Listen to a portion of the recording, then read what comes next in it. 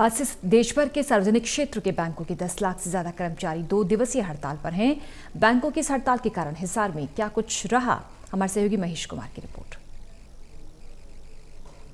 देश में सार्वजनिक क्षेत्रों के बैंकों के निजीकरण के खिलाफ बैंकिंग से जुड़े तमाम अधिकारी और कर्मचारी हड़ताल पर चले गए हैं। 2 दिनों की हड़ताल की कॉल तमाम सार्वजनिक क्षेत्र के बैंकों में काम करने वाले अधिकारियों और कर्मचारियों की तरफ से रखी गई है। हम इस वक्त मौजूद हैं हिसार में और तमाम जो सार्वजनिक क्षेत्र के बैंकों से जुड़े अधिकारी और कर्मचारी हैं यहाँ लगातार अपनी हड़ताल को बढ़ाने का काम कर रहे हैं। 2 दिनों की हड़ताल रखी गई है, राष्ट्रव्यापी ये हड़ताल है और हिसार की तस्वीरें इस वक्त आप देख पा रहे हैं। तमाम बैंकिंग से जुड़े अधिकारी और कर्मचारी लगातार निजीकरण के खिलाफ अपनी लड़ाई को आगे बढ़ाने का काम कर रहे हैं। मुझे बताइए कि प्राइवेट क्षेत्र के जो बैंक हैं उनके साथ कम्पीट लगातार कोशिश की जा रही थी सार्वजनिक क्षेत्र के बैंक कर पाए, लेकिन अब निजीकरण की तरफ जो बढ़ते कदम हैं कहीं ना कहीं बैंकिंग से जुड़े सार्वजनिक क्षेत्र के बैंकों से जुड़े अधिकारियों और कर्मचारियों को डराने लगे हैं।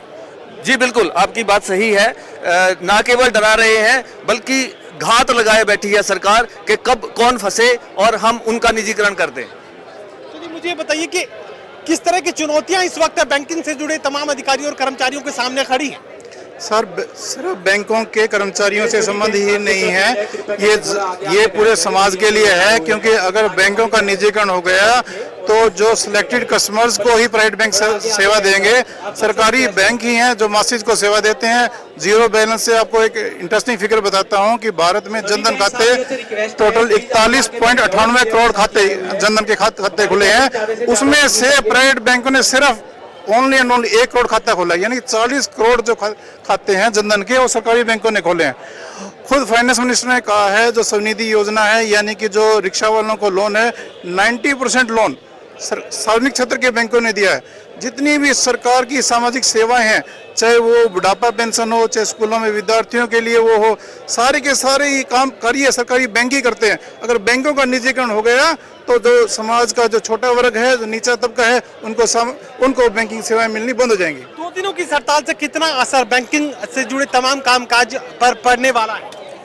सर देखिए, ऐसा है कि जो अभी हमारी 2 दिन की हड़ताल है, जो रफ सी एक जो फिगर आती है कि मिनिमम 100 करोड़ से ऊपर पर डे का इफेक्ट होता है जो बैंकिंग सेक्टर की वजह से, हड़ताल की वजह से होता है। तो 2 दिन का मान के चलिए 250 से 300 करोड़ का जो इफेक्ट होगा मिनिमम। मुझे बताइए कि 2 दिनों की हड़ताल से बात बनेगी, आपको लगता है?